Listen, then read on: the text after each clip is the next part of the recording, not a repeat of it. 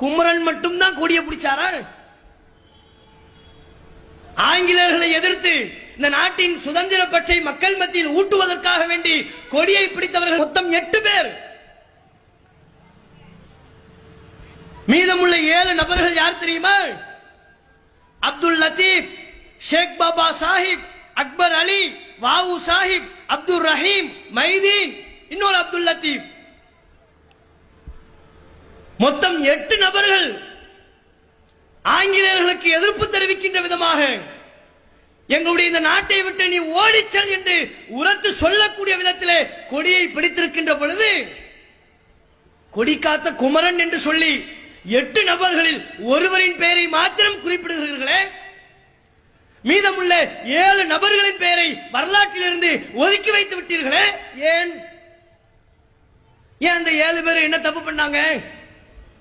குமரன் என்ன பண்ணாரோ அதே தானே 7 பேரும் பண்ணாங்க. குமரன் கொடியை காத்த மாதிரி தானே அப்துல் லத்தீஃபும் செஞ்சாரு.